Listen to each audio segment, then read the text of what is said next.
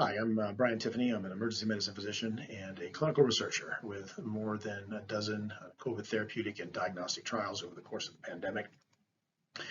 I'm also a PhD in neuroscience. That was a very long time ago, but the core of my PhD work revolved around messenger RNA transport inside the cell. So a very good working knowledge of the COVID vaccines that are currently available in the US and exactly how they work. I want to answer some of the frequent questions and I hear, and address some of the myths that I hear around these vaccines, and hopefully give you some good, solid information about what they do and don't do, so that you can make an intelligent decision about your own vaccination status. I want to emphasize that I'm just doing this as a individual physician who feels very passionately about the subject, and not as a representative of any hospital system or any particular point of view or group. All right, before we get into the frequently asked questions, I think it's worth talking about the types of vaccines we have in the US. There's two right now. There's the mRNA vaccines, made by Pfizer and Moderna, and then there is an adenovirus-based vaccine which is made by Johnson & Johnson. The way the mRNA vaccines work, you make a piece of mRNA in the lab, a messenger RNA, that codes for a spike protein. There's many proteins on the surface of a virus that you could make antibodies to. The spike protein is the real target here because it's how the virus attaches to your cells. So you take that piece of mRNA, you coat it in some lipid to both protect it and to allow it to enter the cell membrane of your cells. That's then put into a vaccine solution, which is basically just salt water injected into the body, and then that those lipid nanoparticles with the mRNA inside stick to and merge with the cell wall, or cell membrane, excuse me, at the site where it's injected. Then that mRNA is picked up by the normal cellular machinery to transcribe it into spike proteins. It makes a bunch of spike proteins. There they go and live on the surface of the cell, or are released into the local area. Your body's immune system sees that as a foreign material, which it is, and then starts making antibodies to it. So now you have antibodies circulating to spike protein. When you actually see a virus, then the antibodies will attach to the spike proteins and prevent it from binding to your cells and infecting them, and thus producing immunity. A couple of key points to make here are, first of all, mRNA cannot enter the nucleus. It only lives in the cytoplasm, and since it can't get through the nuclear membrane, it cannot impact your DNA in any way. So that is absolutely impossible that mRNA vaccine to do anything to alter your DNA in any cell of your body. And then second, importantly, mRNA is fragile, right? So it doesn't live very long. This is how your body makes protein normally, and you wouldn't want to have these messages floating around, so they're sort of time limited, right? So there's enzymes that break them down over 2 to 4 days at the most. Messenger RNA will last up to a week.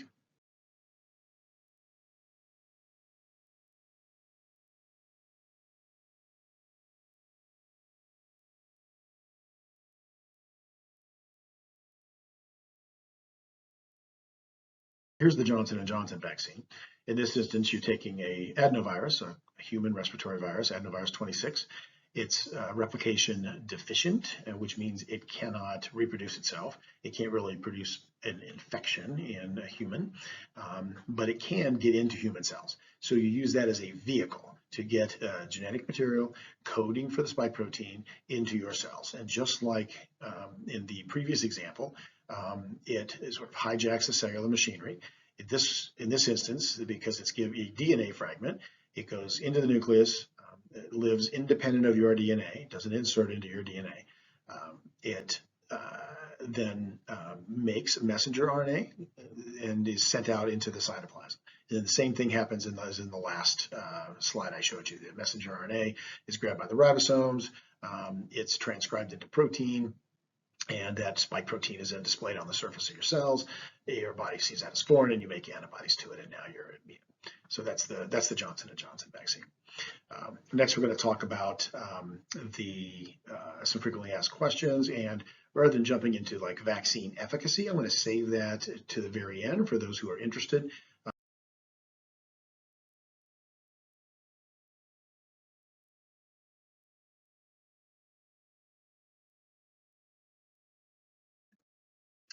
So here's some questions that I get asked all the time. Do I need to be vaccinated if I've had COVID?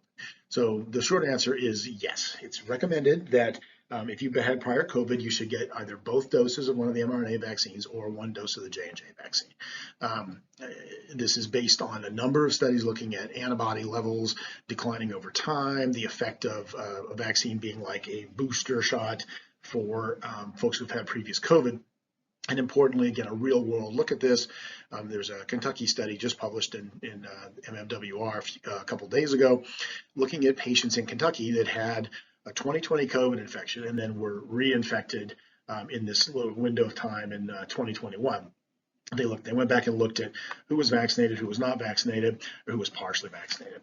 And in this study, you were about 2.3 times as likely to be reinfected if you were not vaccinated. 1.5 times as likely as if you had one dose of one of the mRNA vaccines. So takeaway is vaccine cuts your risk of reinfection.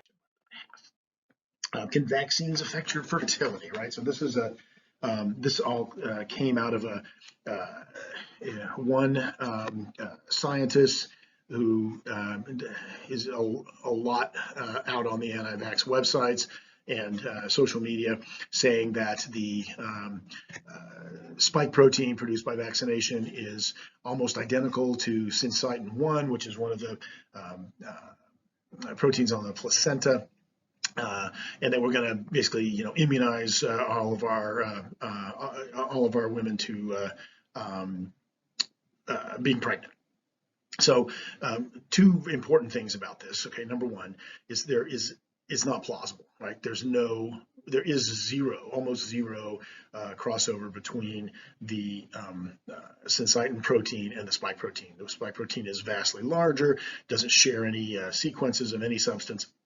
And the other important point is that the spike protein produced by vaccine is in fact the same thing as the natural infection spike protein. So if this were true, every woman who gets COVID should be producing antibodies to placenta, which is a placental protein, which is clearly not happening. So you want some data on this rather than just speculation. The V-Safe data shows the rate of miscarriage among vaccinated women is about 12.6%. The background rate of miscarriage in the U.S. ranges from about 10 to 14%. So this is unchanged. Congenital abnormalities are 2.2% in V-Safe so far, which is also no different than normal background rates. So there's no visible impact on the babies. And probably the most sensitive look at this will be someone who's having fertility issues and is undergoing IVF. So here's a fertility specialist who studied 143 women undergoing IVF and in his practice, and there was no difference in pregnancy rates between vaccinated and unvaccinated women. So based on all of this and other studies like it, CDC is now recommending vaccination for 12 and up regardless of pregnancy status, and they just changed that from jury is out and pregnant women to that it's clear that it's safe and they recommend vaccination. The other thing is there's zero evidence of impact on menstrual cycle regularity in spite of all of the social media buzz about that that has been going around. What about blood clots? So what about Guillain-Barré, right? So the scary complications potential complications of vaccination. So Guillain-Barré syndrome is seen in about 1 per million Johnson & Johnson doses as reported, right? It's not clearly linked, but that seems to be likely what the rate is going to settle on. There have been no GBS cases reported with the mRNA vaccine that have been validated. and the key point here is that there are multiple reports of Guillain-Barré syndrome in people with COVID. So COVID itself, one of its all admittedly rare complications, but at a much higher rate than 1 per million, one of its complications is Guillain-Barré syndrome. Really the same thing applies to clotting, right? If you look at clotting, right, any of us who've worked and taken care of actual COVID patients, you know that clotting is a major issue. So 28% of ICU patients and 10% of non-ICU patients end up with a DVT and or a PE. So COVID itself is a huge pro-thrombotic event. In the reports that are around about central venous thrombosis, so COVID itself causes cerebral venous thrombosis, a scary clotting complication that can happen. It's rare under normal circumstances. In COVID patients, it is 6 to 10 times higher than what is seen in vaccinated patients. The reported rates, and this is actually almost exclusively unique to the Johnson & Johnson and AstraZeneca vaccines, is somewhere in the neighborhood of between 3 and 10 per million, and that rate is 6 to 10 times higher in COVID patients. Portal vein thrombosis is another potentially fatal thrombotic complication. It is seen at a rate of 392 per million in COVID patients and about 50 per million post-vaccine. So increased in post-vaccine patients, but vastly more increased in COVID patients. Are there aborted fetal cells in the vaccines? So the answer is no, there are no aborted fetal cells in the vaccines. Fetal cell lines were used in the development of the vaccines. Both Moderna and Pfizer used the HCWv3 cell line, and Johnson & Johnson actually uses the per.C6 cell line, which is also used in production, right? Because they're growing an adenovirus, so they're growing it in this cell line.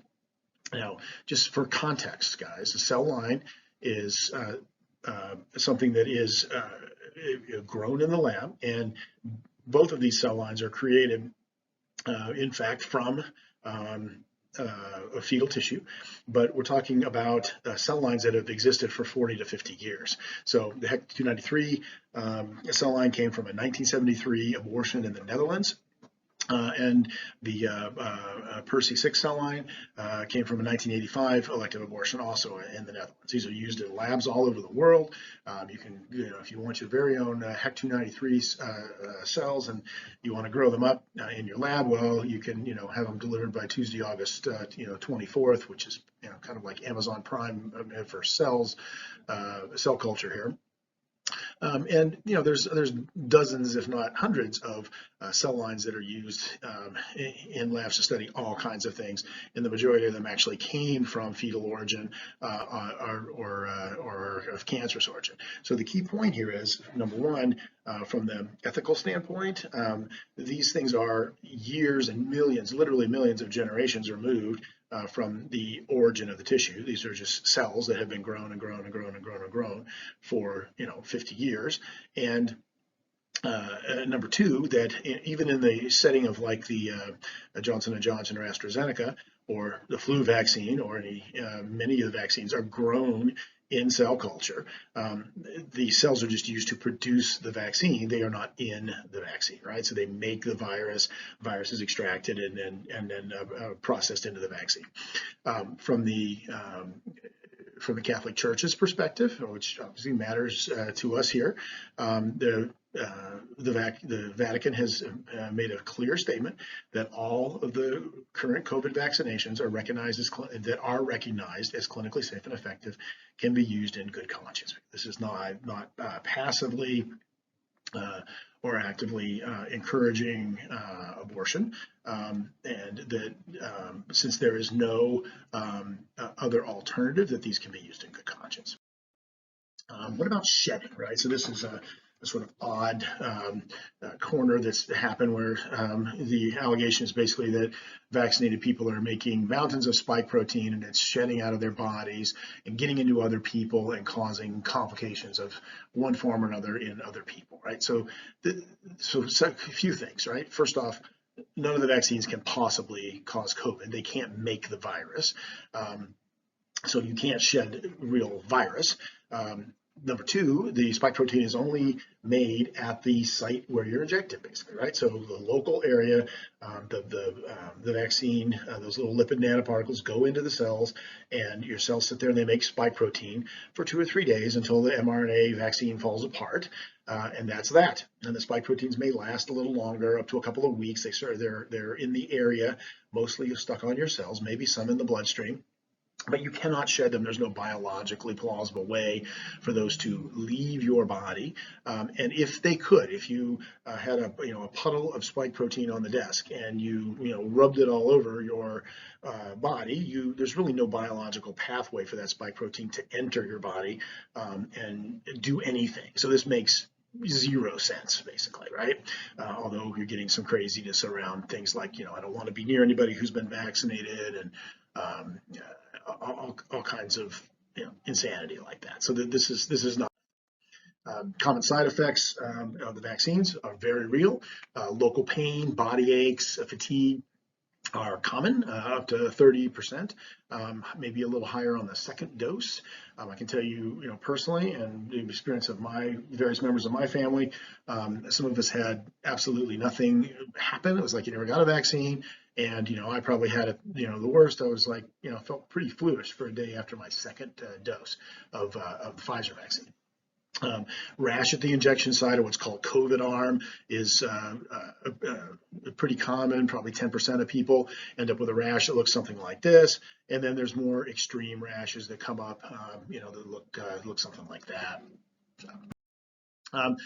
Now there's a lot of disinformation out there. Some of these are almost too silly to address. The whole idea that you're being microchipped makes exactly zero sense. I'm not really sure why, a guy like Bill Gates would want to do that when he can track you and know everything about you with the phone that's sitting in your pocket right now. Then there were the magnet people that somehow after they got injected, they can make keys and spoons and all kinds of things stick to them. And of course, the I Am Legend thing, where this is actually the beginning of a zombie apocalypse. And at least you can get the plot of I Am Legend right, because it wasn't a vaccination that caused this. It was a modified virus. So yeah, outright silliness. So key points to take away: these are the best studied vaccines in history, right? And there have been so many doses given right now, right? 4.5 billion doses have been given. It is just not plausible that there are serious side effects that are going to come from these vaccinations. We would know about them by now, right? And what we know about is all being looked at very carefully. This whole idea of there was one case of transverse myelitis with the AstraZeneca vaccine, which led to pause of that for 3 weeks while it was investigated, thought to not be connected. The Guillain-Barré cases are being closely looked at. Now has a warning on the Johnson & Johnson vaccine from FDA that there is this association, but it's a very rare side effect. It still remains unclear as to whether or not it's truly related. Jury's sort of out. The biggest point probably to leave with when you think about these serious side effects, besides the fact that they're incredibly rare, they are way less likely from getting the vaccine than if you get COVID. Could you get a blood clot from getting a Johnson & Johnson vaccine? Yeah, 1 in a million of us, right? We'll end up with a serious blood clot from that. If you get COVID, probably 1 in 10 of us will end up with a significant blood clot. So a very important differentiator to make. Number two, remember that all the vaccines that you get without blinking an eye right now, like, oh, here's your tetanus shot to update you, have similar complications at similar rates in the 1 million to 1 in 5 million. I'm sorry, 1 million to 5 in a million kind of rates of complications of things like, guess what, blood clots, Guillain-Barré syndrome, encephalopathy, and the measles vaccine. all at very rare, very low rates, but are risks that we accept without blinking an eye. This is the focus on this is a little bit insane with COVID, especially given the level of complications it can cause. The other important point to take away here is the COVID vaccines remain highly effective against any of the current variants. So what we don't want to do is we don't want to give the virus more and more and more time to mutate, right? So every time it reproduces, there's a tiny chance that it mutates. It can mutate in a way that weakens it. It can mutate in a way that strengthens it. Every time it reproduces, it's like selling another lottery ticket to to find the big jackpot, right? So it's found a couple of minor jackpots. The alpha variant was a little bit more transmissible and not really much different in terms of how much damage it could cause. The Delta variant is a lot more transmissible than the previous variants and is pretty clearly making people sicker slightly, seems to be more causing more illness in younger folks, kids, than the previous one, right? So the sooner we end this, the sooner we stop giving this thing lottery tickets to mutate in a way that can do far more damage than we've been seeing, right? Lastly, is no vaccine can possibly cause COVID. So please put that one to bed. And then lastly, I want to leave you with something that isn't talked about much in the lay press, but is a big deal. So the idea of the long COVID, right? There's just surviving this. Oh, it's got a 99.95% survival rate in 30-year-olds. Well, yes, but around 20% of people have symptoms that extend beyond 4 weeks, and some of those symptoms last even longer. And some of them can be quite severe. So the most common things are like headaches, and sort of brain fog, anxiety, sleep problems, a lot of sort of mental health type stuff. But there's cardiovascular things with myocarditis. There's a chronic cough, chronic shortness of breath, kidney injury. Continued issues with coagulation disorder. So people there's more likely to get a DVT or a pulmonary embolus months later after having COVID. And even here, for the guys out there, right, erectile dysfunction, right? There's a couple of papers that suggest that people who have had COVID are 5 times as likely as those who have not had COVID to have erectile dysfunction. We don't know a lot of the effects yet. We're learning about these things, but there are a lot of them, and some of them are not minor. So you don't want to get COVID. All right, I appreciate your attention here, and I hope that this answers some of our questions. And you guys can always reach out to me, if you want to talk more about this stuff. Thanks. So how effective are these vaccines, right? So one of the things when you're doing research is do research so that your results don't need statistics to be understood, right? So this is one of the best examples of this I have ever seen. The separation between these curves is dramatic. No one has to wonder if they're really different or due to chance, right? So here's the Pfizer vaccine over the first 120 days following initial vaccination. The blue bars here, blue dots here are people in the placebo arm, and the orange bars are people in the vaccine arm. So higher is bad, right? So this is a steady accrual of COVID cases in the placebo group, and by day 14 after the initial dose, you see leveling off, and by around day 28, there's almost no new cases in the control group. Same thing, or sorry, in the treatment group. Same thing applies with Moderna. Again, a dramatic difference between those two, and both of these vaccines have in the neighborhood of 95% efficacy, 95% reduction in infections in people that got the vaccine. So key point, right, is 95% reduction is not 100% reduction. So can you still get COVID after you've had the vaccine? Well, of course you can still get COVID after you've had the vaccine, right? Because 5%, let's say, of people, so maybe 1 in 20, or if it's 90%, maybe 1 in 10 people who've been vaccinated, if exposed to the virus, will still get COVID, right? So it's a dramatic reduction. The big point to make here is that if you compare it to our other existing vaccines, this is actually one of the best ones out there. The only one that I know of that has a higher only two, I'm sorry, that have a really higher efficacy than this would be the smallpox vaccine, which approaches 100%. And obviously, we don't see any smallpox anymore because guess what? We vaccinated it into oblivion. Then measles, right, which is about a 97% effective vaccine, very highly effective at eliminating transmission. So these are very effective vaccines, and really almost, miraculous in the sense that when we started this, at the beginning of in March of 2020, never dreamed that a vaccine this effective could be produced this quickly, but it was, and this I think will stand as something like our own Manhattan Project of our generation. Really a remarkable event. The Johnson & Johnson vaccine has a similar, fairly obvious profile. Two key points about Johnson & Johnson, I think, to make. It's as advertised here is about 70% reduction. So they say, well, that's not as good, but they didn't look at all cases. They only considered moderate to severe or critical cases of COVID-19. Actually in group A, that's sort of all comers, and then the severe critical cases, people that were in the ICU on ventilators, kind of level of severity, and you see the big difference there, separation of curves.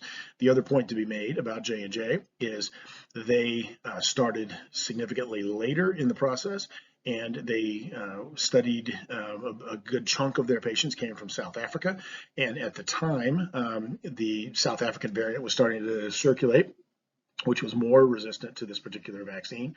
So their efficacy was, of course, lower based on that. So you got to think of it as not really fair to compare, oh, well, this one's 95% and this one's 70%, because they're like a golfer who teed off in the morning when there was no wind, and then the next guy in the tournament tees off in the afternoon, and it's raining and windy, and you say, well, that guy's not as good. His score was higher. They had different headwinds to deal with. So regardless of all that, a very effective vaccine, and a perfectly viable vaccine with a great advantage of it being single dose. What about efficacy against the Delta variant? Is it escaping the vaccines? Well, the answer is a cautious no. In spite of the blaring headlines that there's reduced efficacy, the reduced efficacy is not very much. So here's a look at the British study looking at the Alpha and Delta variants. The Delta variant, the one we're probably most worried about right now, is the purple. And this, the first box here is looking at folks, I lost my pointer there. My first box here is looking at folks that have had one dose of one of the mRNA vaccines versus 2 doses of the mRNA vaccine, and this is vaccine effectiveness. So against Alpha, close to the same, a little reduction, right, down to from say 90 to 95% down to 80% among folks with the Delta variant. So that's not an insubstantial change, but you still have an 80% effective vaccine against the Delta variant. It's just not 95% anymore.